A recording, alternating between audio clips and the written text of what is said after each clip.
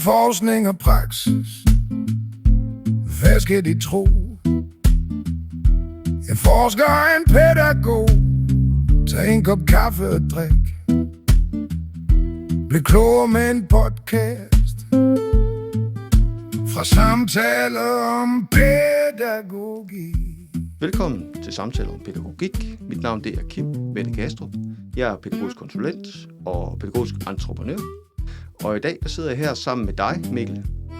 Ja, jeg hedder jo Mikkel Snorre Wilmsbøjsen, hvis man skal have alle navnene med. Og det her, det er jo vores podcast-serie, der handler om mellem forskning og praksis. Lige præcis. Så der dykker vi jo ned på alle mulige lederkanter. Altså, hvad skal man sige, forskellige områder, hvor at forskning og praksis kan skabe noget godt for hinanden. Ja, og de første 4 episoder, ish, 4-5 episoder, Ja. det har handlet en del om mig og min praksis. Yes, det har det. Og nu er vi kommet til, og det var vi også sidst, til din forskning, og det har jeg virkelig glædet mig til. Jamen, hvilket afsnit har vi nu? Er det nummer 6? Det er faktisk nummer 7, vi er ved lige nu. Det er nummer 7. Yes. Nå, og vi har virkelig fået... Du har lavet sådan noget rigtig luksuskaffe i dag, som der er virkelig dejligt. Det er ret godt, fordi jeg har sådan en hoste, selvom at nu er det jo blevet forår. Men jeg har sådan en hoste, jeg ikke kan komme af med, så jeg satser virkelig meget på, at jeg ikke kommer til at hoste. Og ved du hvad? Nu hvor jeg har jo, og det har jeg sagt før, og det bliver jeg ved med at sige, for lige at minde mig selv om det også, at jeg har jo ADHD. Yes. Og nu ser jeg har forberedt mig, og så alligevel så var jeg overhovedet ikke klar, og nu ser jeg, at jeg har glemt mælken. Jamen skal du have mælk? Det ved jeg ikke. Altså, og grunden til, at jeg tænker på det, det er, fordi den kan faktisk godt være lidt stærk, den her. Men jeg synes, den smager rigtig godt. Okay, fordi jeg plejer altid at drikke mælk, og så kan jeg mærke nu, det er ligesom om, der er sket noget inde i mig, så jeg begynder lidt mere at kunne lide uden mælk. Og jeg ved ikke, hvorfor. Men det er i hvert fald noget, der er sket for mig her inden for det sidste. I øvrigt, så det der med at hoste, du vil jo pleje at sige, for nu har jeg jo sagt, jeg håber, jeg ikke hoster. Ja. Men så vil du jo sige noget om det der med fejl. Ja, fordi vi skal jo have Kimse-san med, og Kimse-san kommer altid ind og fortæller. Han er jo sådan vores maskot, kan man sige. Ja. Vores Kimse-san, den japanske gut, der kommer og med sin vise ord. Han er også kampsportsekspert og bor i Japan, oppe i de høje bjerge i sit tempel der. Yes. Og han går meget, og det gør jeg for øvrigt også selv, det der med nulfejlskulturen i det her. Ja, det er han imod. Ja. Nå, nej, det er han for. Nej. Det han, og det kan man sige, det kan nærmest på to måder jo, ikke? Det kan det jo. Men vi vil gerne gøre op med nulfejlskulturen her. I hele det her koncept. Gør op med nulfejlskulturen. Ja. Vi vil gerne prøve at inspirere flere til at være kreative. Ja. Og være undersøgende og så videre. Ja. Så det er det, så vi skal selvfølgelig hilse på Kimse-san på et tidspunkt. Ja, det skal vi. Yes. Og vi skal også have noget musik. Og hvis jeg hoster, er det en god ting? Jamen, det er det. Fordi at så er det ligesom, om man godt må lave fejl. Ja, det er i hvert fald vigtigt for mig, og det er for øvrigt også en vigtig pointe i det her. Altså, det vi laver her, det er det, der sker. Ja. Altså, der er ikke noget, der bliver klippet i, og der er ikke noget, der bliver skjult, og der er ikke nogen... det er faktisk meget spontant, det vi gør her. Vi har selvfølgelig tænkt nogle tanker, men alligevel, så er det jo ikke forberedt på den måde. Altså. Men jeg er bange for noget i dag. Nå. Og det er fordi, at jeg har jo lidt en forskerfortælling, jeg vil fortælle. Okay. Og måske er den meget lang. Og det gør ikke noget, hvis den er god jo. Ja, men du må jo huske at afprøve mig. Og det lover jeg dig. Ja, yes. Det gør jeg. Ja. Jeg har jo i de første episoder, der hvor det handlede om mig, har jeg bevidst valgt ikke at læse din bog, som hedder Praksisforskning. Ja. En grundbog, jeg har den lige her. En grundbog til pædagoger. Ja. Fordi jeg vil gerne have, at det var min beretning, og ikke min beretning fortalt igennem din bog. Nå, på den måde. Ja, klart. Fordi man bliver præget af det, yes. man ligesom gør, ikke? Så derfor har jeg bevidst valgt ikke at læse den. Men jeg har selv en oplevelse af faktisk, at det jeg gør, det er faktisk meget i tråd med den her. Det er det. Det kan jeg bekræfte. Så det er jo egentlig meget heldigt. Det er jeg faktisk glad for. Ja, og praksisforskning handler jo rigtig meget om, at men der er mange forskellige måder, man kan gøre det på, men en af dem er jo, at det er meget ens egen praksis, man forsker i. Og derfor noget af det, jeg vil fortælle om i dag, det er også min egen praksisforskning i min egen praksis. Ja.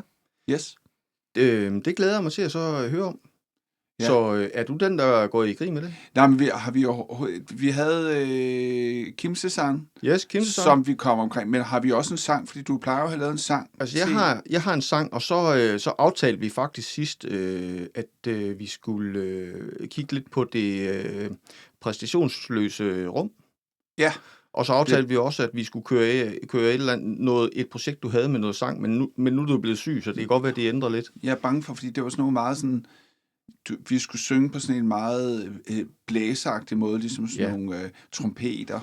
Ja, det er rigtigt. Se, nu kom der noget host, jeg kunne godt høre det. Nu kunne jeg ikke rigtig holde det inde længere. Vi tager den med. Næste gang. Ja, måske, ikke? Eller næste gang igen. Yes. Men jeg har i hvert fald en sang med. Ej, hvor dejligt. Okay, men perfekt. Jamen er det så... Skal vi så gå i gang med forskerfortællingen nu?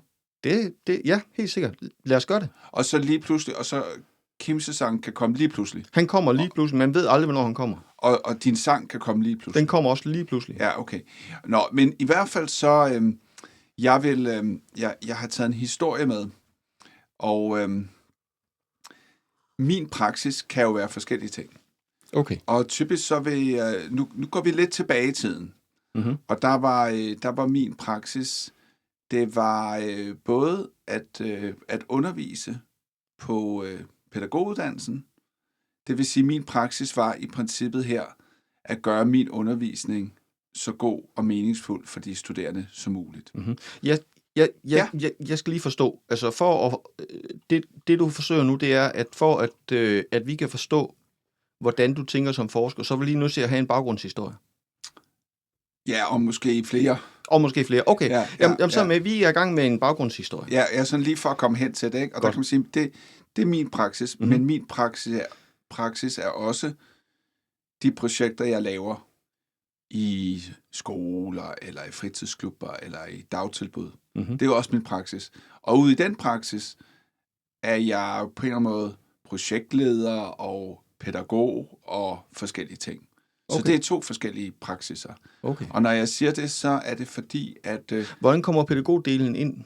Kan du lige forklare? Når jeg er ude når jeg pædagogdelen, jamen det er fordi, at alle de forskellige forskningsprojekter, som jeg leder for, der foregår i pædagogiske institutioner, det har et pædagogisk formål. Okay. Og det kan jo være noget med at arbejde med kreativitet, eller musik, eller science, eller naturvidenskab, eller alt muligt. Så du indgår i dagligdagen i din forskning? Er det, jeg skal forstå, når du siger... Det gør jeg nok ikke på... Det kommer an på, hvad du forstår ved det. Altså, jeg indgår i dagligdagen på den måde, at jeg jo typisk... Lad os nu forestille, og det kan være på mange forskellige måder, men lad os nu forestille os, at vi er i gang med et projekt, der handler om... noget naturvidenskabeligt. Vi vil lave noget legende, sjovt, spændende måde at arbejde med naturvidenskaben i fritidspædagogikken. Yes. Så har vi lavet alle mulige samskabende workshops, pædagoger og mig og alle mulige folk, der ved en masse sjovt omkring, hvordan man kan arbejde kreativt med det her. Så har vi måske lavet et escape room. Så er det måske... I nogle tilfælde vil det være mig, der meget sådan står med det derude og laver det med børnene. Men typisk vil det lige så meget være mig, der ikke gør det, men mere sidder på sidelinjen. Ja. Og egentlig bliver sådan lidt en af børnene, eller en af pædagogerne. Og det vil sige, at jeg har lidt det privilegie, at jeg kan sidde og følge nogle af mine andre rigtig gode kollegaer og mine folk, jeg kender så godt ude i pædagogikken, som er i gang med at lave det her fede projekt med børnene. Og så er jeg ligesom med på sidelinjen og sludrer med børnene og sludrer med pædagogerne, og det betyder også, at jeg darfer lidt rundt i klubben og laver alle mulige små sjove interview, hver gang jeg snakker med nogle børn. Og det betyder også, at jeg hænger lidt sammen med dem, når de er i gang med at lave en månebil eller andet. Så sidder jeg og hjælper dem med at lave den der månebil, eller sluder med dem om, hvordan man kan lave nogle smykker, eller et eller andet, eller hvad de ellers skal lave, når de kommer hjem i aften, og alt sådan noget. Ikke? Mm-hmm. Så på den måde indgår jeg på en vis måde som en pædagog, men sådan lidt som en gæst, kan man sige, og med et særligt fokus på det projekt, vi laver. Okay. Ja. Men hvis nu forestiller os en kasse. Vi har en kasse her, og du er ved at proppe nogle ting ned i den her kasse, som forklarer noget omkring din forskning, og noget det indeholder, det er, at du har undervist nogen, og hele din forskningsdel, og også den pædagogiske del, du har med at være en del af det på den måde, osv. Ja. Så det er noget i kassen der. Det kan vi godt putte ned i kassen, ja. Yes. Ja. Og grunden til, at jeg nævner de to praksiser, som jeg har, det er fordi, at den forskningsfortælling, jeg vil komme med nu, den strækker sig over de her to praksiser. Okay. Ja. Og man kan sige, at det hele startede med, at jeg elsker jo alt sådan noget med entreprenørskab og kreativitet, ikke? Og så havde jeg nogle forløb på pædagoguddannelsen, hvor vi skulle lave alt sådan noget. Og det var typisk noget med, at de studerende, de skulle finde på alt muligt kreativt, som man kunne bruge ude i institutionerne. Altså i dagtilbud, og i SFO'er, og i klubber, og sådan noget. Og egentlig også inden for det social specialområde, kan man sige. Det var også en masse studerende, der lavede noget der. Og der opfandt de alt muligt. Det kunne være spil, ikke også? Brætspil, eller det kunne være nye sportsgren, man lavede ude i skolegården, ikke? Eller det kunne være skattejagter, ikke? Eller det kunne være måder at arbejde med recycling med børnene på. Alle sådan nogle sjove projekter, ikke? Mm-hmm. Og så det var i sig selv ret fedt. Nå, men så var der noget, der undrede mig. Og det er fordi, at når man taler om kreativitet og entreprenørskab og den slags, så taler man altid rigtig meget om det der med, at vi vidensdeler. Mm-hmm. Altså, at man lærer hinanden, man præsenterer for hinanden, man bliver inspireret af hinanden. Ikke? Så når man kigger på alle de der fine modeller for kreativitet, som siger, nej, kreativiteten udvikler sig, fordi man lærer hinanden og sådan noget. Ikke? Mm-hmm. Men de der grupper der på uddannelsen, de holdt sig sådan helt for sig selv. Okay.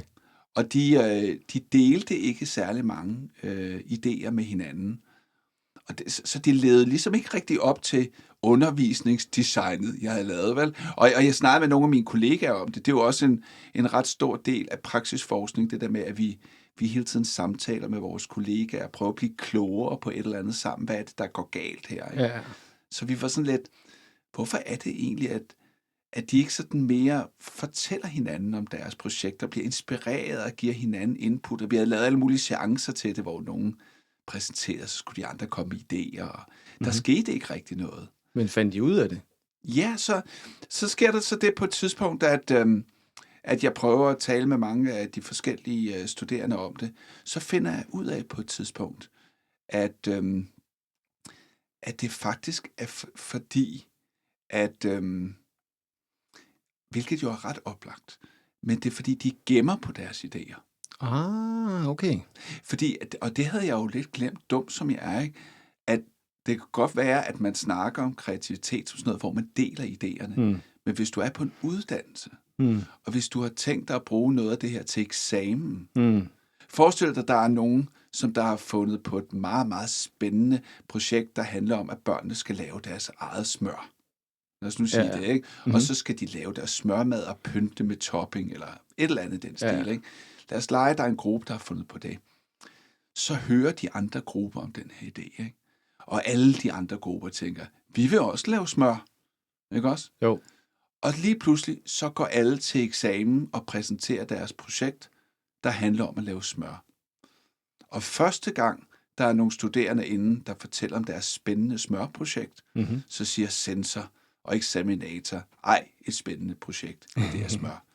Så efter 20 gange, de har hørt 20 andre grupper komme op og vise præcis det samme smør, så tænker censor og eksaminator, nå ja, så spændende er det jo ikke alligevel. Altså, det har vi jo hørt før. Og så får de ikke særlig høje karakterer. Altså, de har faktisk gennemskuddet noget, de her studerende, at det kan godt være, at man siger, at man skal sprede sine idéer ud, men hvis du har en rigtig fed idé, så vil du jo godt holde den til dig selv, sådan at du beholder værdien i det, ikke også? Jo. Hvis nu alle gør det samme, så mister den værdien, ikke også? Ja, og det siger mig noget, faktisk. Ja. Noget, som jeg altid har... jeg har faktisk aldrig sådan været for eksamener. Nej, det kan jeg godt forstå. Dels fordi man netop har den der... at man siger, at de er upartiske, og de er fuldstændig... Altså nærmest maskiner, når de sidder der, men det er de jo ikke. Nej. Altså, sådan er de jo. Altså, hvis de har bare haft en lortet dårlig morgen, og lige fået at vide, at de skal skældes, og så videre, og så videre, og så videre, ikke? Jo. Så dømmer de jo anderledes, end det bare kører derudad for dem, ikke? Jo. Eller de har set det samme i 20 gange, og så videre. Lige præcis. Så det er den ene ting, og den anden ting, det er det der med, at det er langt vigtigere, både for mig personligt, hvis jeg skulle vurdere nogen, men også for virksomhederne, når de kommer ud, det er det der med, kan de overhovedet møde op på arbejdspladsen? Ja. Altså det er ligesom bare det første. Ja. Er de en god kollega? Ja. Og så videre. Ja, at de søde og rare ved de mennesker, at de er oprigtigt optaget af andre mennesker, eller alt det der kan man ikke vurdere til en eksamen. Lige præcis. Frem for, om de nu har indlært nogle bestemte ting. Ja, men jeg er enig. Nå, det var ligesom et sidespring. Men du må meget gerne prøve det. Vi er kun lige startet på historien. Altså, vi er... Wow. Og det... Nu kommer Kimse sådan, ikke? Gud, allerede. Flyvende på sin visdomshest. Yes, okay, ja. Men det springer vi ud i. Det gør vi. Og du kan jo prøve at trække sådan en der. Jamen, nu kommer han her og med sin lille kiste. Yes. Og beder mig med sine fine japanske manerer om at tage en af de her kloge sedler. Og han plejer jo altid at komme med noget, som faktisk passer. Ja, og nu tager jeg den lige op. Den passer nok ret godt, ikke? Lykken bliver aldrig mindre af at blive delt. Det passer. Det passer jo lige fuldstændig ned. Og det er sjovt. Det kunne man jo tage fuldstændig... ligesom en idé bliver aldrig mindre af at blive delt, eller kreativitet bliver aldrig mindre af at blive delt. Det siger... Det er faktisk... Nu kan jeg læse op, at det er Buddha. Jeg plejer ikke at læse op, hvem der har sagt, fordi det plejer at være sådan nogle svære navne, som men jeg altså, Kimse... Nej, og det er det, men Kimse, han kender alle de citater, og hvor de kommer fra, og så videre, ikke? Yes. Og han er ikke sådan en, der ejer tingene, synes han. Altså, han har det fint med, at det er Buddha, der har lavet det der. Ja. Så, men noget, jeg tænker på, og det er ikke sikkert, at du skal svare, men noget, jeg tænker på, det er det der med, at når kulturen er sådan på uddannelsen, hvordan er det så i praksis? Deler man i praksis, eller holder man det egentlig for sig selv, når det kommer til stykket, og så videre? Nå, måske vi bare skal videre med din historie. Og det er et spændende spørgsmål, og min oplevelse er faktisk, at man deler ret meget i praksis. Altså det er noget, jeg oplever er meget, som jeg ikke tror, pædagoger altid selv er så opmærksom på, fordi de er jo der. De er jo den pædagogiske praksis, så de er ikke på alle mulige andre typer virksomheder. Men når man sammenligner med andre steder, så er pædagoger enormt dygtige til hele tiden at dele ud af deres viden til andre. Altså, de ser ikke sig selv som meget sådan ejere af det, de gør, synes jeg. Det er jo ekstremt spændende, fordi, og jeg har oplevet det flere gange i praksis også, at når man ændrer rammerne, så ændrer mennesker sig. Ja, yes. Så man kan sagtens have arbejdet med nogle mennesker, som har haft virkelig uheldig adfærd. Ja. Men så har man ændret rammerne, bum, så er det et helt nyt menneske, der står der. Ja, det er jo vanvittigt spændende. Det er det. Nå, vi er i gang med din historie. Ja, og man kan sige, at jeg ved ikke, om vi fik dykket nok ned i det der med lykken, med citatet der. Nej, men lykken bliver aldrig mindre. Man kan sige, altså man kan jo godt, der er i hvert fald, jamen, jeg har en sang med, som handler meget om det her, faktisk. Ja. Men der er noget i det der med at komme hinanden ved, og dele med hinanden, og sådan noget, ikke? Frem for at være sig selv nærmest. Så måske lykken ligger der i virkeligheden. Den er svær, ikke? Altså, fordi der er jo også det der med, der er jo nok rigtig mange, der for eksempel i forhold til kærlighed, men det er jo selvfølgelig heller ikke lykke som sådan, men det der med kærlighed, jeg har dig, og hvis du begynder også at give din kærlighed til andre, så føler jeg, at der er mindre tilbage til mig. Skal vi ikke lige vende tilbage til det, når vi kommer tilbage til din sang på et tidspunkt? Jo, lad os gøre det. Fordi at, den første, men altså, den er jo oplagt i forhold til det der med at dele, ikke? Altså, fordi det der var meget typisk, det er ligesom det er første kapitel i min historie, jeg er nået til nu, ikke? Altså, det, eller som jeg lige har haft, ikke? Og det kapitels overskrift, kunne man sige, var, at jeg troede, at jeg havde skabt et rum på pædagoguddannelsen, hvor det netop, hvor at alt blev større af at dele, alt blev bedre af at dele, kreativiteten blev bedre af at dele, men jeg har slet ikke set, at de studerende sad jo i en helt anden rolle, en helt anden position, og fra deres perspektiv, så blev kreativiteten faktisk mindre af at dele, fordi at værdien var størst, når de skulle vurderes til eksamen, hvis det kun var deres idé, ikke? Så det var ret spændende, og det fik mig til at tænke meget over, hvad gør vi for at faktisk skabe et rum, hvor vi kan dele? Og jeg kunne jo ikke lave uddannelsen om, som lige med det samme med at fjerne eksamener, så jeg blev nødt til at prøve at lave undervisning om. Så nu kommer vi til kapitel 2. Okay. Kapitel 2, så prøvede jeg at gøre det samme med studerende, men jeg lavede en slags organisering, så man arbejdede på en idé, og så skulle man give det videre til nogle andre. Så der så skulle arbejde videre på ideen, og man fik selv en idé for nogle andre, som man så skulle arbejde videre med. Og så skulle man arbejde videre med det 2 dage eller sådan noget, og så skulle man give det videre til en ny gruppe, og til sidst så endte den oprindelige idé hos den gruppe, der indledningsvis havde fået ideen. Okay.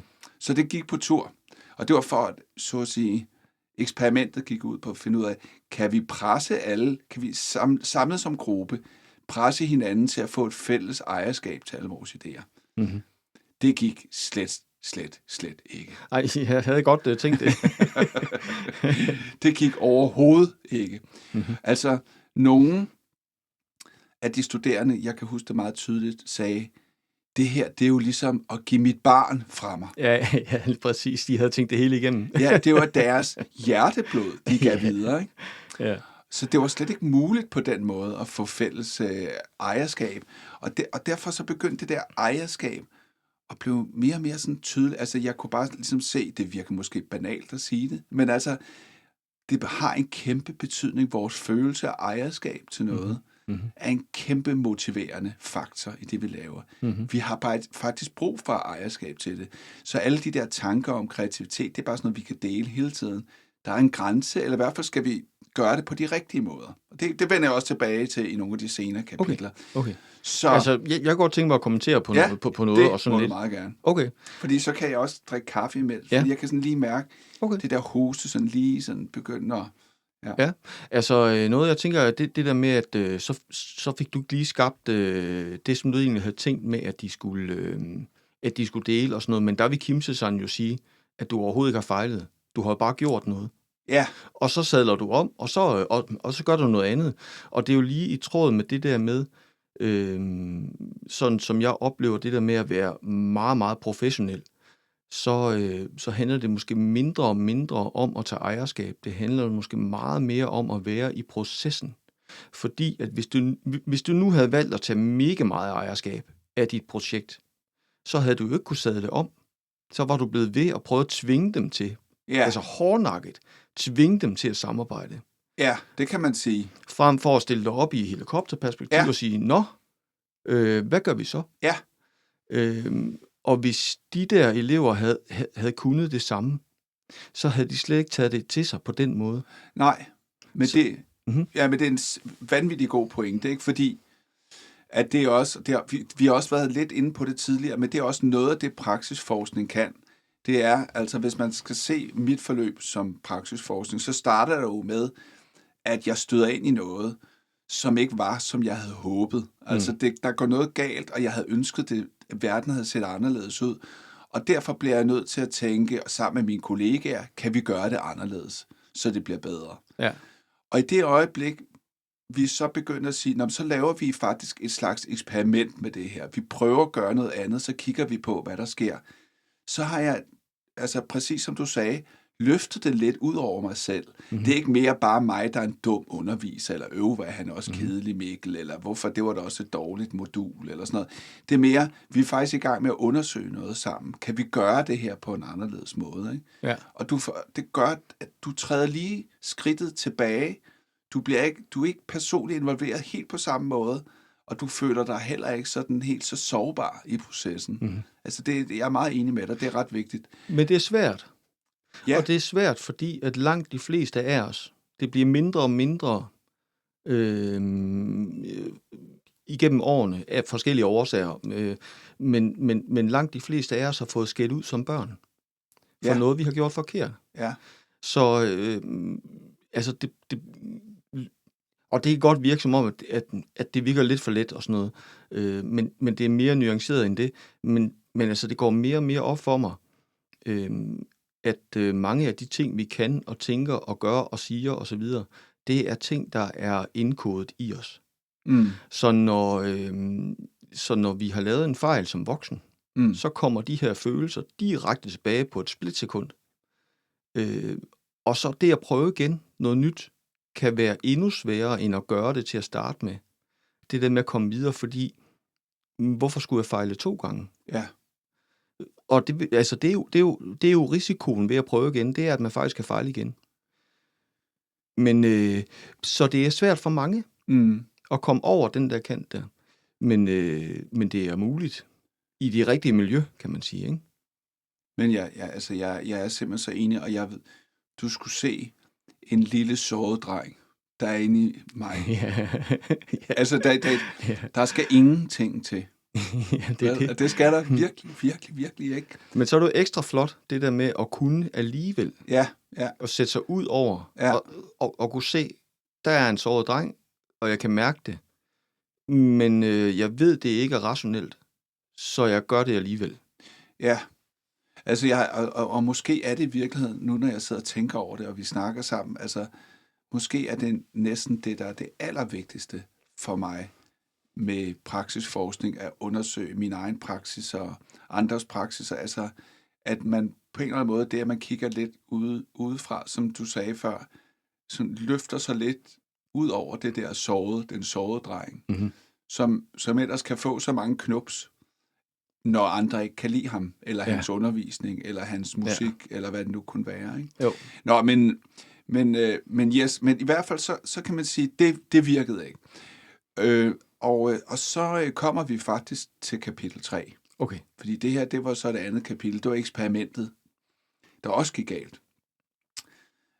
Men det gik jo ikke galt, fordi eksperimenter gør os altid klogere jo. Ja. Vi er bare ikke, men i praksisforskning vil vi gerne derhen, hvor vi ikke kun bliver klogere, men hvor vi faktisk også bliver dygtige til at gøre noget godt for andre. Altså vi udvikler vores praksis til det bedre. Så det er ikke nok bare at pege på alt det, der går galt. Vi skal også ligesom prøve at finde nogle veje. Ikke? Så begyndte jeg, fordi jeg blev så optaget af det der ejerskab, så begyndte jeg at studere. Så gik jeg lidt til skrivebordet, prøvede at undersøge, hvad har andre egentlig fundet ud af omkring det der med ejerskab, og kan jeg blive klogere på det på en eller anden måde. Og det fandt jeg ud af, det var der jo tilfældigvis. Verden er jo stor, så du kan jo heller ikke finde noget, uden at der ikke er alle mulige mennesker, som der har forsøgt at blive klogere på det her. Det er jo sådan set ret dejligt. Og jeg stødte ind i en masse folk, der havde skrevet om det, særligt om et begreb, der hedder psykologisk ejerskab. Mm-hmm. Og det betyder, at du kan føle, du har ejerskab til alt muligt. Til dit hus, til dit penalhus, til dit gamle kaffekop, til du ved, nogle tallerkener, du har fået af Moster Fie eller sådan noget. Ikke? Og når folk lige pludselig bliver meget kede af at skulle afgive noget, så er det jo ikke, fordi det er jo en ting, men det er ikke bare en ting, det er deres ting. Yeah. Det er en del af dem, det er en del af deres identitet. Ej, min gamle guitar, eller min gamle kop, ikke? Så de hænger sammen. Vi hænger sammen med vores omgivelser i en eller anden mærkelig forstand. Og hvis der er én ting, der kan gøre, at vi virkelig føler ejerskab til noget ude i verden, der ikke er os selv, så er det, hvis vi har skabt det selv. Ja, i den grad. Ja. Det er, og det er ligesom, det er jo bare det er kodeordet, ikke? Så det vil sige, det øjeblik, jeg begynder at investere tid og energi og ressourcer i at sidde med læren og lave min egen kop, eller lave min egen sang, eller lave min bog, eller lave min egen undervisning, eller hvad det nu kunne være, det jeg skaber derude, det hænger sammen med mig. Og derfor er det værdifuldt. Og jeg kan ikke bare aflevere det til alle mulige andre mennesker. Det har faktisk, altså, der er nogle særlige kriterier, der skal på plads, før jeg kan det. Så der begyndte jeg faktisk at undersøge forskning, kunne se nogle af de elementer, der skulle til, for at jeg kunne overgive det her til nogle andre. Mm-hmm. Vil du skal bare afprøve mig, ja, men jeg kommer nemlig frem til, hvad det er for nogle ting, der skal til. Er det næste? Nej, vi er stadig ved det kapitel 3, der handler lidt om, at jeg går på opdagelse i bøgerne. Så tager vi lige kapitel 3. Okay, men det som man blandt andet lavede forskning, jeg var meget inspireret af sådan noget forskning, der var blevet lavet på et spilfirma. Ja. Og det, der var særligt ved det der spilfirma, det er, at der er så mange mennesker med forskellige typer funktioner. Nogle sidder og finder idéer, nogle sidder og laver grafik. Altså, det er gaming. Altså, okay, sådan noget, ja.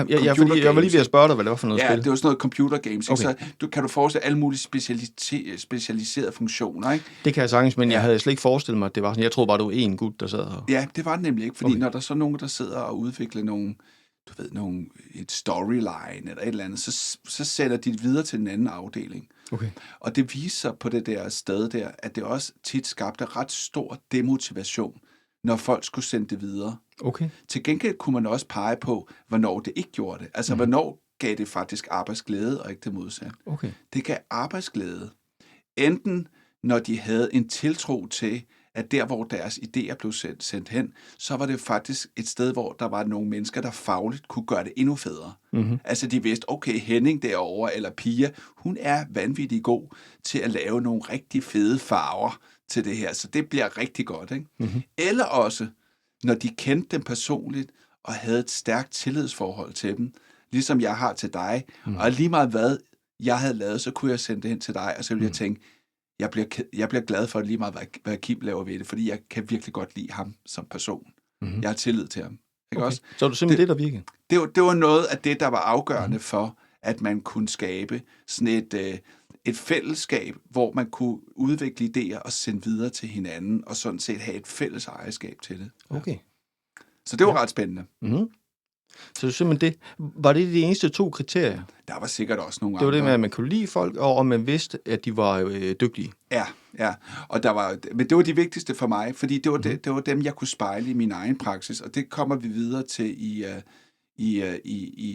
en af de næste kapitler, altså ikke i de næste afsnit, men i kapitel 4. Okay. Og jeg ved ikke, hvornår at vi også skal have sang. Nu rækker du ud efter gitaren. Jeg tænker, det passer lige nu. Fedt. Fordi den her sang, den kræver en lille smule forklaring. Altså, jeg har lavet den lidt sjovt, og jeg tror, hvis jeg bare havde lavet den ud til æteren, så havde jeg skrevet den lidt anderledes. Der er en her til dig også. Men fordi jeg lige kan forklare her, jeg ved ikke, om jeg kan tage den her, sådan der. Ja, vidunderligt, når du har den der sang med. Jeg glæder mig. Fordi det er jo altid højdepunktet. Ja, lige præcis. Og fordi jeg lige kan forklare her, så har jeg lavet den sådan her, at der sidder et par mennesker og snakker sammen.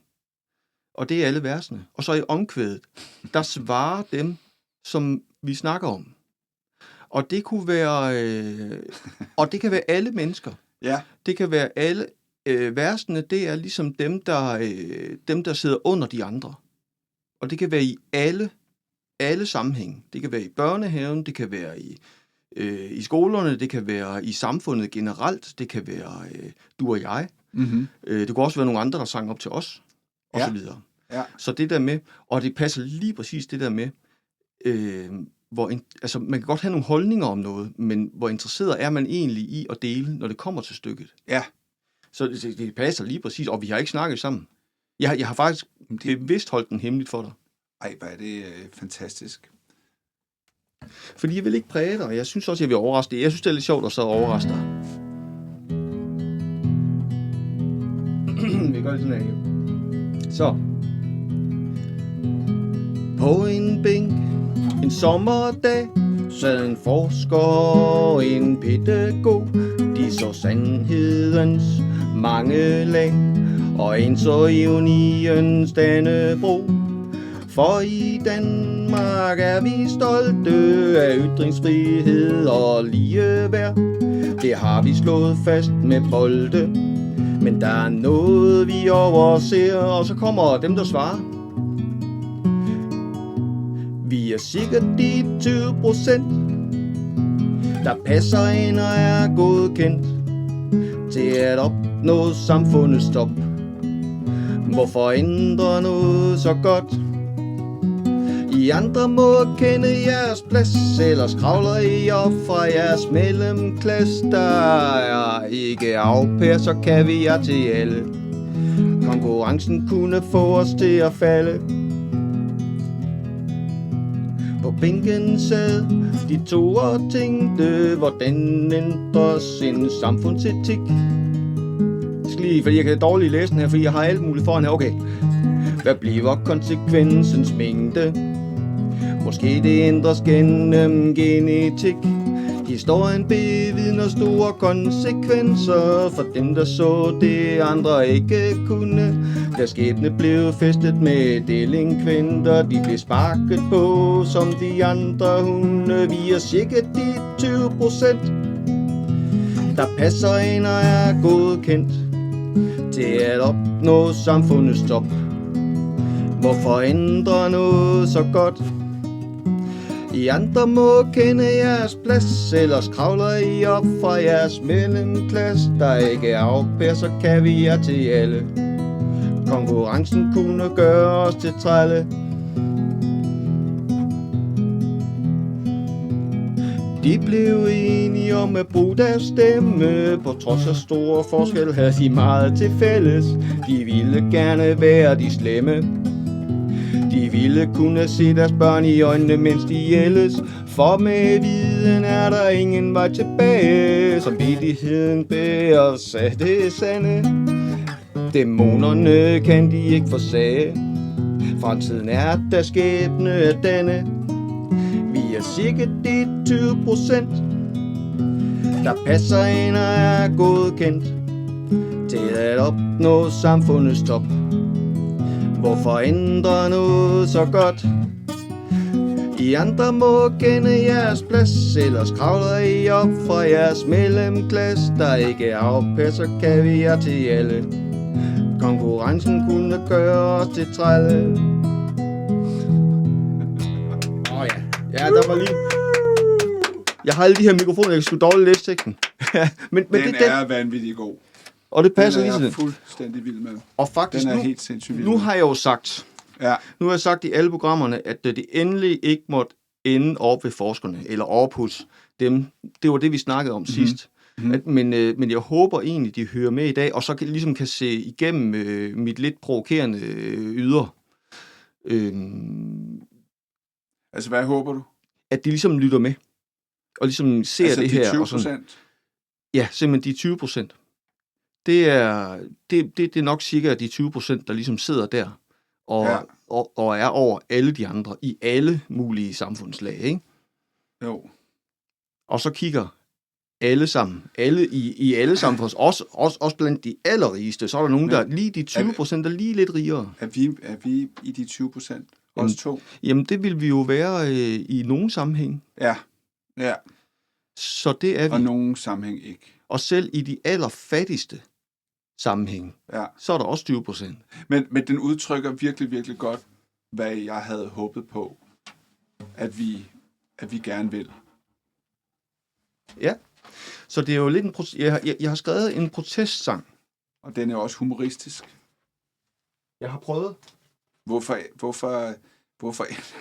ændre noget så godt? vi er cirka de 20%. Jamen, det er det der med... Der passer ind og er godkendt til at opnå samfundets top. Hvorfor ændre noget så godt? Jamen, det er det, når man sidder der, vil man egentlig give det fra sig, selvom man er til Enhedslisten fuldstændig det er det. Helt så rød, som man overhovedet kan blive, vil man så selv egentlig Det er jo give det fra sig. det, ikke? Det er jo det, fordi det oplever jeg også med mig selv. Man prøver jo det at kravle op et eller andet sted og finde sin rolle og position, ikke? Så man kan blive elsket af de andre, ikke? Eller på en eller anden måde accepteret, ikke? Og den plads vil man give den fra sig. Mm-hmm. Altså det minder jo også lidt om, netop som du sagde, det vi snakkede om før med ejerskabet, ikke? Mm-hmm. Altså det er også det der med at investere tid. Det er jo også derfor, en karriere kan blive svær at give fra sig, fordi man investerer så utrolig meget tid i det, så den er meget svær at afgive, for hvis du afgiver den, hvad er du så? Ja. Hvad er du så længere? Altså, ja. Og det sker i alle sammenhænge. Altså, vi ser det også i skolegården. Ja. Så vi ser dem, der har de gode relationer. De rigtig gode kammerater. Dem, man gerne vil være venner med. Wow, så man bare. Og så er der altid dem, som der bare er nederst. Og kæft, hvor er det surt at være dernede, ikke? Jo. Og det er der bare ikke nogen, der har lyst til. Nej. Og så bliver det bare hakkeri, fordi man vil i hvert fald ikke ende der. Ja. Så der er i den grad noget kulturændring, man kan arbejde på. Og i virkeligheden, så dit projekt der, som jo overhovedet ikke var et projekt til at starte med, det var faktisk noget, du prøvede at undgå. Faktisk er måske i virkeligheden en af de vigtigste projekter, du har lavet. Ja. Hvordan får du det her delt videre? Ja, og der kan man sige, at apropos det, du siger med skolegården, så da jeg begyndte at kigge i bøgerne, hvis man siger det på den måde, og blev inspireret af andre forskningsprojekter, så stødte jeg også ind i Helle Rabøl Hansen, som jeg også sådan kendte lidt i forbindelse med nogle forskellige foredrag og sådan noget. Og Helle, hun arbejdede med noget, som hun var ikke sådan optaget af kreativitet, så hun kom et helt andet sted, end hvorfra jeg kom. Men hun var optaget af det, hun kaldte fællesskabende didaktikker. Eller fællesskabende pædagogik, som hun også nogle gange kalder det. Men som egentlig bare handler om, hvordan kan du skabe noget, hvor vi ikke slås om det, der er. Altså ligesom skolegården, altså hvor vi hele tiden er i nogle små grupper, og den måde, som vi føler, at vi kan tilhøre et eller andet på, og vi alle sammen, vi er jo bare fuldstændig vilde efter, altså at være del af noget, og meget bange for at stå uden for noget. Ikke? Og en af de mekanismer, som vi benytter os af, det er det der med at ekskludere andre, fordi så føler vi, at vi ligesom har noget sammen. Ikke? Ja. Og det hun sagde, det var, jamen hvis vi nu i stedet for at slås for det der lille, vi har sammen, der handler om at holde andre ude, så er vi faktisk fælles om noget, alle sammen, som vi er stolte af. Ja. Og der begyndte hun at tale noget frem, som jeg også begyndte at tale rigtig meget frem, og det var kvalitet. Det betyder faktisk noget, vi gør sammen, noget skal have noget kvalitet. Ja. Hvis vi skal bygge et fagligt fællesskab i skolen, som børnene synes, det er dejligt at være del af, og de er stolte af at være del af, så de ikke skal slås om de der brødkrummer mod hinanden og holde hinanden ude, så skal de have et fedt fagligt fællesskab. Et fedt drama, de er ved at lave sammen. Et fedt matematikforløb, hvor de går på opdagelse i naturen sammen. Dygtige lærere, dygtige pædagoger, der tager det alvorligt, det de laver sammen, så de er stolte af det. Så har de et fællesskab, de kan være glade for at være del af. Og det er en måde at bygge fællesskab på. Altså at bygge det gennem faglige ting, som musik, drama, matematik og alt det der. Ikke? Og, så kan vi sige, fra børnenes perspektiv, de ser det ikke som faglige ting, de ser det som det, vi laver sammen her, det er vigtigere end de der relationer og kampe, man kan have. Ja. Lige præcis. Og det var også den vej, jeg selv var begyndt at gå i mit hoved med psykologisk ejerskab. Fordi jeg var jo begyndt at tænke, okay, psykologisk ejerskab, det er en kæmpe motivationsfaktor for mig, når jeg som individ skaber noget. Det kan være et problem for mig, når jeg skal lave noget sammen med andre, fordi hvad hvis de nu ødelægger det, der er mit? Men så for det tredje punkt, man så kommer hen til det at sige, nå ja, men hvad så, hvis vi har et fælles psykologisk ejerskab til noget? Så bygger vi jo en fælles kultur op om noget, som vi alle sammen er del af, og som vi er stolte af at være del af. Det vil sige, at vi begynder at bygge fællesskaber med kreativitet. Altså ved at vi bygger en båd sammen, vi bygger en dramaforestilling sammen, vi bygger, kreativiteten bliver vejen til at bygge et inkluderende fællesskab sammen. Det var sådan der, hvor jeg begyndte at tænke, det er jo der, vi skal hen. Er det sidste kapitel Eller er vi 5 eller 6 eller 7? Det er bare fordi, jeg er lidt bange for, at jeg kommer til at ødelægge din pointe. Nej, der er flere... Nej, det gør du overhovedet ikke. Der er flere kapitler endnu. Okay, det er fordi, jeg tænker, du er på vej derhen, hvor jeg selv havde tænkt, at du ville komme hen faktisk. At du er på vej hen i entreprenørskab. Jamen, det er fordi, der hvor jeg er på vej hen med mine kapitler, det er da også meget langt, den kan gå mange veje, men... Jeg ved det ikke helt nu. Men jeg er faktisk... Min egen lille storyline, det er, at de næste kapitler, der kommer vi ud i den pædagogiske praksis. Okay. Med mine egne projekter ude i skoler og fritidsklubber og så videre. Og til allersidst, så kommer vi tilbage til uddannelsen igen. Okay, fedt. Ja. Ved du hvad, det må vi lave sådan en lille film om. Men det tror jeg også. Om Mikkel. Ja. Jeg tror, jeg skal mine børn til at tegne dig på den der rejse. En bog. Det kunne godt være en bog, ja. Ja, det bliver så bare en lille film, tror jeg. Altså, nu må vi se, om det bliver... Altså, det er bare lige sådan en tanke, jeg får. Nu må vi se, om det bliver sådan noget. Men det vil være, fordi... Men hvad har vi brugt lang tid? Må jeg høre, har vi en status? Altså, 45 minutter. Har vi været i gang? Ja. Okay, må jeg så... Hvis jeg nu prøver, fordi jeg kunne egentlig godt tænke mig at rumme, jeg kunne godt tænke mig at komme omkring hele historien. Mm-hmm. Og så kan vi altid i de senere afsnit gå i detaljer, fordi nu, jeg har også, jeg vil godt lige, vil det være okay for dig, Kim, at vi når, endelig, til punktum? Yes. Okay.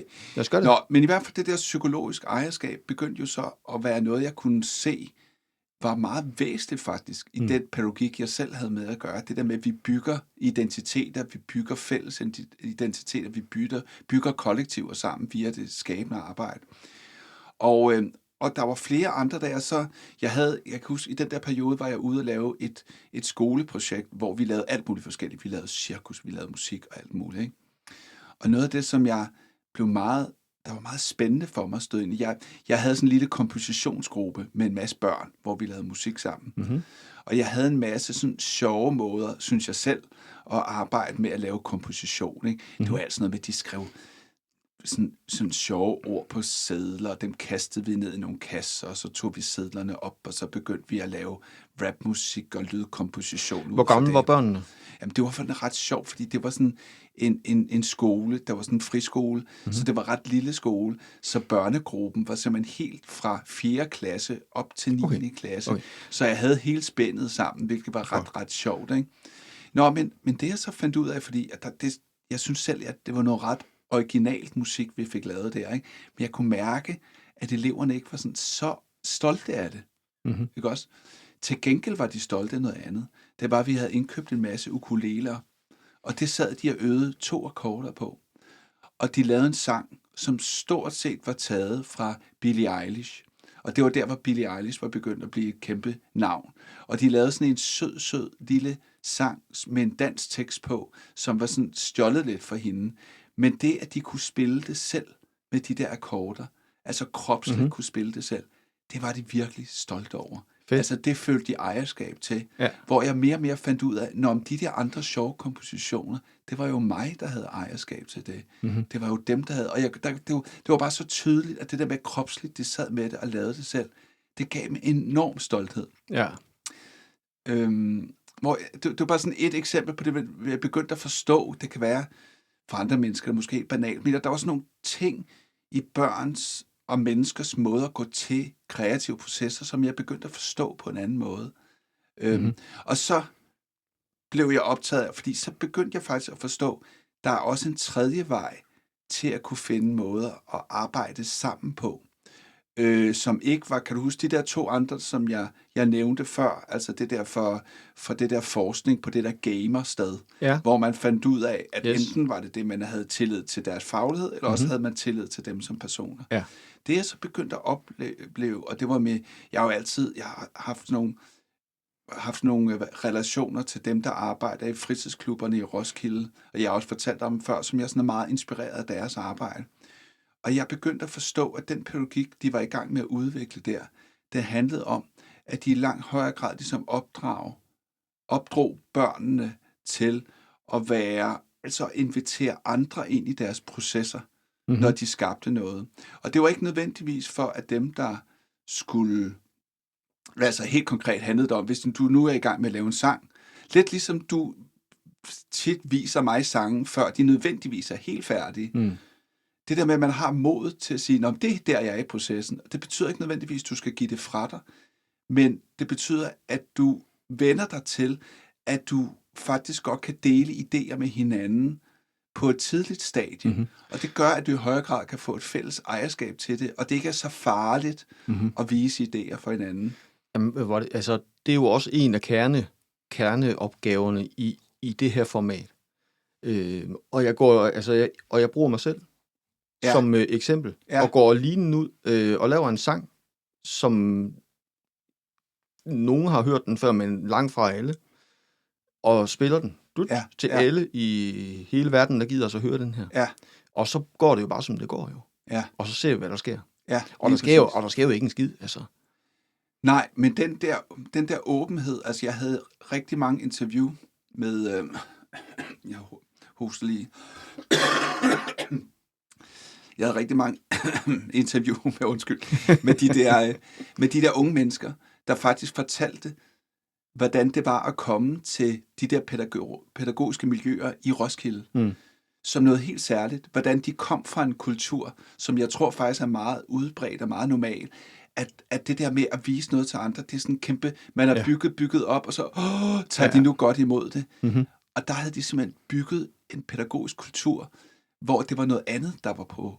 Altså, det var noget andet, der var på spil. Det, man skulle lære, det var hele tiden at sige, jeg har lige lavet et beat, jeg har lige lavet skitser til en tegning, vil I se den?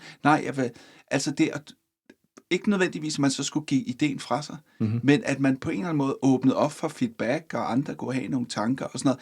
Det gav en helt anden tryghed omkring det, man var fælles del af. Ja. Så der var ligesom, det jeg indså, det var, der er faktisk en vej her, hvor du kan blive ved og beholde dig selv som individ, og samtidig, og med dine egne unikke idéer og tanker, og samtidig være del af et fællesskab, der påskynder det, som du har fælles ejerskab til. Det vil sige, du behøver ikke enten at blive sådan helt sovjetisk, kommunistisk, som i gamle dage. Jeg er ikke noget individ længere, jeg er bare del af et fællesskab. Du kunne faktisk både blive et individ med kreativitet, og være del af et fællesskab, hvor du gav feedback til de andres idéer og kreative udtryk. Det synes jeg bare, jeg synes bare, det var fantastisk. Det var nogle pædagogiske metoder, der lige pludselig var sådan, wow, det her kan vi simpelthen udvikle endnu vildere og endnu bedre. Jeg kan tydeligt huske, i det første gang, jeg havde dig med i en podcast, for flere år siden efterhånden faktisk, hvor du kom med et eksempel om, har du brug for noget vand? Nej. Nå, okay. Nå, det var 4 hoster. Ja, lige præcis. Ja. Kom med et eksempel, og dengang der handlede det meget om entreprenørskab. Ja. Om et fritidshjem eller et eller andet. Nogle børn, de havde lavet et tæppe, hvor de selv havde lavet en firkant, som blev en del af det samlede tæppe. Ja. Og det var det, der gjorde, at de fik noget fællesskab i det her. At de selv havde lavet en del af det her stykke tæppe. Så de var en del af hele projektet. Ja. Det er sådan nogle malerteknikker, altså som nogen bruger, ikke sådan pædagogisk, som det der med, jeg tror måske det, jeg fortalte om dengang, det var det der med, at man startede med en masse store plakater, man lavede, altså hvidt papir, man lavede ved siden af hinanden, så tegnede man en vej igennem dem alle sammen. Så fik hver børnegruppe eller individ deres egen plakat, og de blev så bundet sammen af den vej. Det vil sige, til sidst hang kunstværket med alle deres individuelle kunstværker, men det var samlet i et langt kunstværk, hvor der var en vej igennem. Og du ved, at det blev bare sådan en enkelt manifestation af, hvordan du kan være som individ i en proces med dit eget input, hvor du kan se, det var mig, der lavede det der, men samtidig så har du helheden. Det var os, der fælles lavede det her, ikke? Jo. Jeg har noget til... Nu er 53, og jeg synes efterhånden, vi skal til at tænke på, og så få rundet af og sådan noget. Men Kim, jeg har det aller sidste kapitel. Yes. Må jeg fortsæt. Nå at sige det, så skal jeg nok stoppe. Nå, jamen, du stopper, når du er klar. Okay, men det aller sidste kapitel, det er, og nu kommer vi tilbage til pædagoguddannelsen igen, fordi at jeg opdagede lige pludselig, alle mine seje kollegaer, ikke, og gode venner, ikke, at de havde lavet noget, der var ret fantastisk, altså et pædagogisk greb, der også var et svar på, hvordan man kunne skabe det der både individ og fællesskab omkring kreative processer. De havde lavet det. Det var min... Først var det min gode kollega, Mathilde Knage, og bagefter var det min anden gode kollega, Karen, der fortsatte med det her pædagogiske greb. Det gik ud på. Forestil dig, at du har nogle forskellige grupper af studerende. Mm-hmm. De bygger noget. I det her tilfælde, i det første tilfælde med Mathilde, så byggede de huler. Huler i træer, huler, altså voksne mennesker, der laver nogle store, fede huler ude i skoven. Ikke? Mm-hmm. Og de brugte en uge på det her. Ikke? Undervejs så var der en opgave. Og den opgave, den gik ud på, at de gav gaver til hinanden. De gik rundt og kiggede på hinandens huler, og så sagde de, hvis jeg skulle give den her hule en gave, hvad skulle det så være? Så lavede de måske en totempæl til hulen, og dem, der havde lavet hulen, de kunne selv bestemme, hvordan de ville bruge den der totempæl. Men nu har de fået en gave. Senere hen, så gjorde Karen det med superheltehuse, hvor hun lå studerende lave sådan nogle alle mulige fantastiske superheltehuse. Ideen var det samme. Man skulle give en gave til de andre. Og det, der var så fedt ved den der gaveidé, det er, at hvis du giver en gave, så har du ikke nødvendigvis bestemt, du har ikke gået ind og lavet om på deres hule. Mm-hmm. Du har ikke sagt, at vi laver lige venstre side af døren her, det laver vi lige om. Vel? Mm-hmm. Nej, du har lavet en gave, så du har faktisk bidraget til den hule. Men dem, der har lavet hulen, de kan selv bestemme, hvordan de vil bruge den der totempæl, om de vil bruge den, og så videre. Ikke? Mm-hmm. Så du er sådan set medskaber noget. Det er lidt ligesom, den kedelige udgave af det her, det er lidt ligesom feedback. Ikke? Hvis nogen har lavet noget, så kan jeg give noget feedback, og så kan du selv bestemme, om du vil bruge det eller ej. Mm-hmm. Men det her, det blev bare sådan, det der med at tale om gaver. Mm-hmm. Og også fordi, når du giver den gave, og det fandt jeg jo også ud af, dem, der så giver en gave, de skulle først ligesom sætte sig ind i, hvad er det faktisk, de prøver at sige med den her hule? Hvad er stilen i den her hule? Ikke? Hvad mangler i den her hule? Ikke? Ja. Altså den der måde, og der stødte jeg ind i begrebet perspektivtagning, som egentlig også er helt banalt, men jo bare handler om det her, nu prøver jeg at sætte mig ind i Kims sted. Hvad vil han med den her sang? Mm-hmm. Og hvis jeg skulle bygge videre på hans visioner med den her sang, jeg skulle ikke ødelægge sangen og sige, nej, den er lidt for kedelig, eller kunne den være lidt friskere. Nej, jeg vil mere sige, hvordan kan jeg ekspandere og arbejde videre med den sang ud fra Kims perspektiv. Og det der med, at vi arbejder med at tage hinandens perspektiver og prøve at se, hvordan må verden se ud fra Kims øjne, og du prøver at tage mine øjne på, hvordan ser verden ud fra Mikkels øjne. Det skaber, altså ligesom i et fællesskab, kan du forestille, hvis man tegner en tegning af det, hvor alle kun så ud fra deres eget blik, og så du lige pludselig laver en anden tegning, hvor du viser, nu prøver alle faktisk både at se verden ud fra deres eget blik, men også ud fra alle de andres blik. Kan du se alle de streger, der lige pludselig kommer igennem det der fællesskab? Ja. Lige pludselig er man ikke enkelte individer, men man er noget, man er noget sammen på en lidt anderledes måde. Ikke? Jo. Altså, det er en ny tid, kan man sige, hvor jeg tænker det som, og det ved jeg selvfølgelig ikke var sådan, men jeg forestiller mig, at i gamle dage, hvor man blev skomager, fordi ens far var det, og så videre, der havde man hver sin funktion, som man selv bare herskede over, så der havde man ikke brug for at samarbejde på samme måde. Andet end at man ligesom skulle bruge hinanden i forskellige, nogen havde mælk og så videre, ikke? Så på et eller andet måde er det sådan en luksusting, der er kommet. Det der med, at vi har simpelthen tid til at samarbejde på den måde. Ja. Det er jo bare en lille sidekommentar. Altså, jeg har noget, som jeg har skrevet ned igennem samtalen her. Noget, jeg hæftede mig med. Noget af det første, du sagde. Har du egentlig fået briller? Jeg synes ikke, at du har haft læsebriller før, Kim. Er det? Eller er det bare mig, der har? Jo, men jeg tror ikke, jeg har læsebrillerne på. Altså, jo, jeg har haft briller faktisk i alle de billeder, vi har. Men ved du hvad? Det var sjovt. Er de anderledes? Fordi lige pludselig, du lignede sådan... Du kunne godt ligne sådan en fra en James Bond-film, eller sådan noget. Og der var sådan et eller andet... Ej, der afslørede du mig sgu. Pis. No. Dr. No. Ja. Nå. Kim sidder lige nu og har sådan en lille kat. Han sidder ja, lige præcis. Ja. På skødet. Man ser aldrig ansigtet af mig. Noget af det første, du sagde.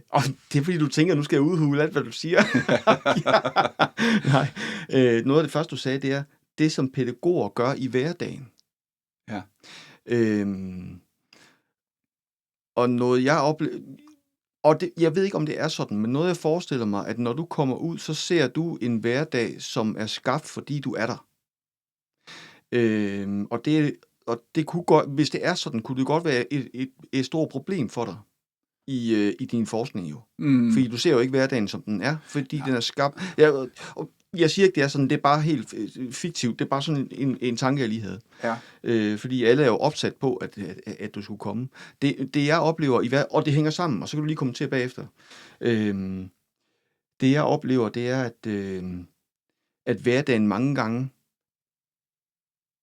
jeg starter lige et andet sted, det der med at gøre alt det, som vi sidder og snakker om her, det kræver, at man er ekstremt professionel.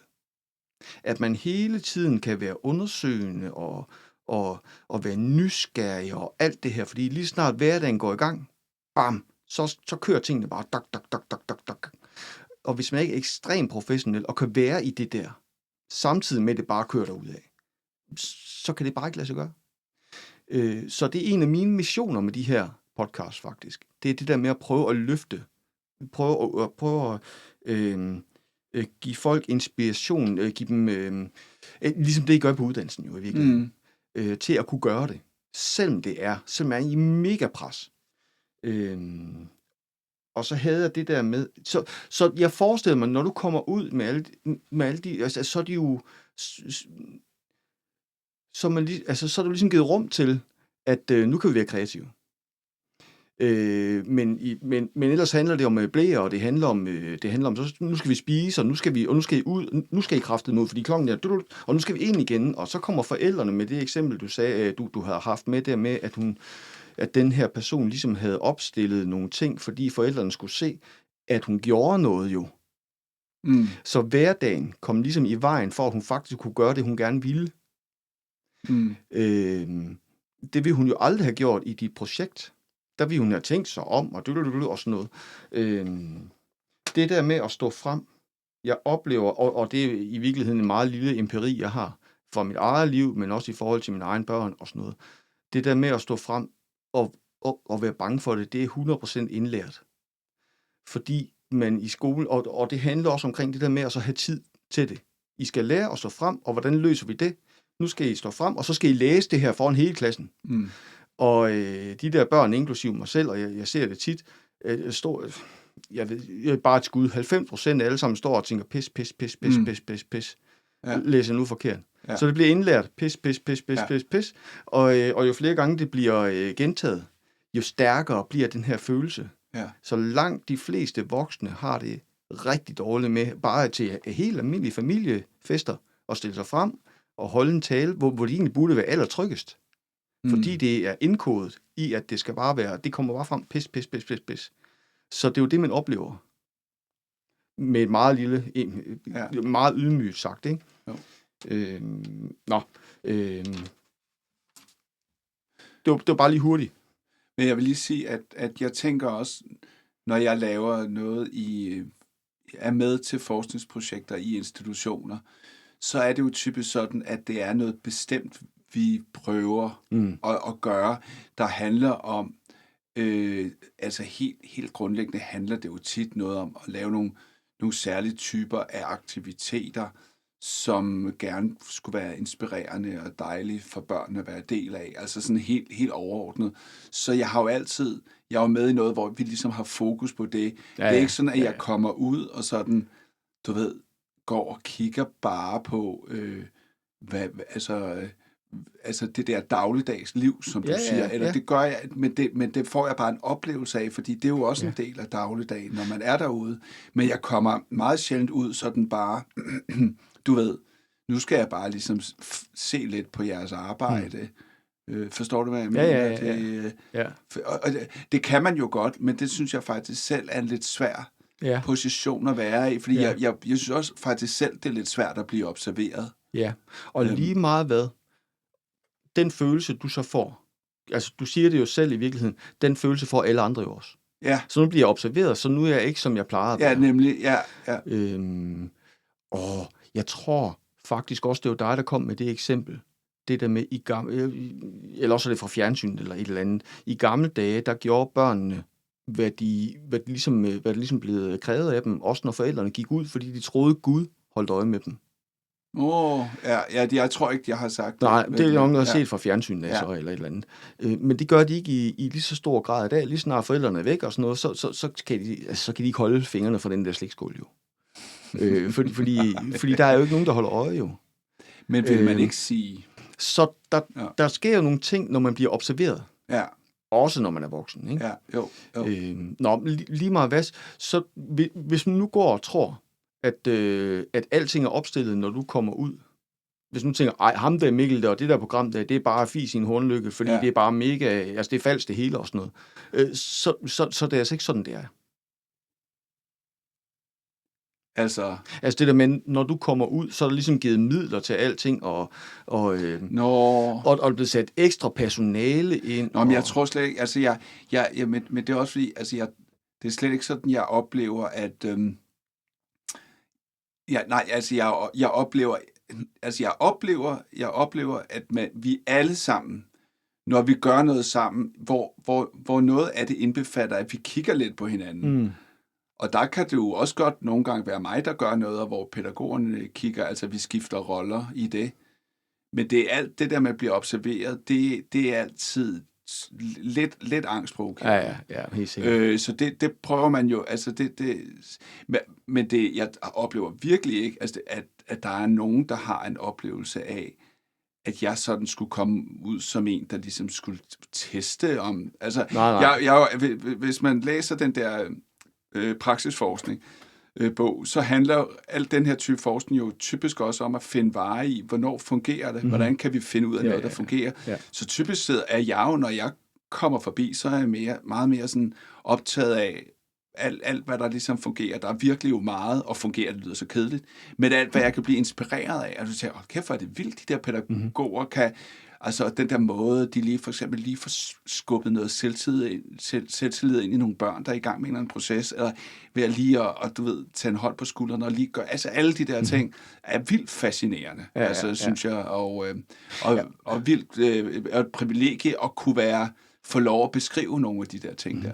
Og man kan sige lige meget hvad, så er børnene meget mere impulsive, end de voksne er.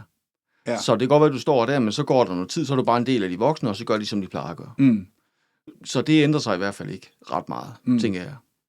Og det kommer selvfølgelig an på, hvor store de er, kan man sige. Ikke? Ja. Nå, vi skal lige aftale. Nu er der gået 1 time og 6 minutter. Ja, det er jo, vi kan jo ikke skrue tiden tilbage nu. Nej, det kan vi faktisk ikke. Så vi kan ikke ende på 1 time. Det kan vi ikke. Vi bliver nødt til, vi kan ende på 1 time og 6 minutter og lidt over. Ja. Men jeg synes, det er en ekstremt spændende snak, faktisk. Og det er jo selvfølgelig ikke for at udhule din forskning. Det der med, at... fordi det jeg sådan kunne... Vi havde en forsker ude på min arbejdsplads på et tidspunkt, og det var rigtig fint, og vi skulle gøre en masse ting, og så videre. Og så, da det hele ligesom afslutter, så siger jeg... fordi hverdagen kørte jo bare. Og alt det, vi skulle, havde vi jo ikke rigtig tid til. Og sådan noget. Og så får jeg sagt, at vi godt have brugt noget mere tid. Og så den der forsker siger sådan helt forbløffet, men jeg havde jo sagt, at I bare kunne bruge al den tid, I havde lyst. men sådan var hverdagen jo ikke. Altså forskeren sagde, at I bare kunne bruge ja, det var ligesom det kriteriet, hun ligesom havde så forskeren tænkte, I kunne sagtens afsætte en masse tid til det uden problemer. Ja, fordi det var ligesom en del af det der projekt. Men sådan var virkeligheden jo ikke. Nej, det er jo klart. Jamen, der er altså... Vi bliver nødt til at tage det op næste gang. Vi tager det op næste gang. Fordi der er også den måde, du sådan, når du siger det der med, at det er ikke for at udhule din forskning, det er sådan ligesom, der er et eller andet inde i mig, der sådan kan mærke, der er et eller andet helt, der er noget, der er forkert her. Ja. Jeg skal have forklaret bedre, hvad i gåseøjne, når jeg siger min i gåseøjne, så er det fordi alle de forskningsprojekter, jeg er en del af, der er jo rigtig mange sammen om det. Ja. Altså pædagoger, forskere, underviser sammen. Ja. Det er jo et fælles forskningsprojekt, så det er jo ikke min forskning. Og det der med, der også ligger lidt i mellem linjerne, at jeg sådan lidt skal vurdere om og gøre det nu godt her. Altså sådan er det jo slet ikke. Og det tror jeg skal prøve. Jeg vil godt sige lidt mere om det. Det vil vi gerne, fordi at vi vil rigtig gerne forstå, hvordan det er ved dig, når du forsker. Jo, som egentlig der spørgsmålet udspringer fra, ikke? Og pointen med alt det, som også du havde i den sang, som du sang før, og det, som jeg drømmer om, det er jo, at vi alle sammen er forskere, og jeg ikke har en særlig rolle som forsker, og det er det, der også handler om i bogen. Altså, jeg bruger jo bare de principper for forskning, som vi alle sammen bruger på forskellige lederkanter. Det synes jeg også, det er også noget af det, vi har snakket om i mange af de andre afsnit. Ja, i den grad. Så jeg tror også, min drøm ved at fortælle den her historie, det var også ligesom at sige, jamen sådan er forskning for mig, at man støder ind i noget, der ikke fungerer, og så prøver man forskellige ting og sådan noget. Ligesom man gør, hvis man arbejder hver dag i en anden institution, end jeg gør, og støder ind i problemer og prøver at finde løsninger og sådan noget. Perfekt. Lige meget hvad. Ja. Så tænker jeg, at vi er ved at være der. Ja. Og så går vi videre næste gang. Ja. Og får afdækket, hvordan det er at være dig, når du er ude og forske. Ja. Yes. Perfekt. Fordi jeg bliver også utryg. Det skal jeg fortælle dig om næste gang. Fedt. Ja, yes. Det glæder jeg mig til at høre om. Ja. Jeg hedder Kim Wenning Astrup. Det her det er samtaler om pædagogik mellem forskning og praksis. Og sammen sidder jeg med Mikkel. Ja. Rigtig god dag. Mellem forskning og praksis. Hvad skal de tro? En forsker og en pædagog. Tag en kop kaffe og drik. Bliv klogere med en podcast. For samtaler om pædagogik.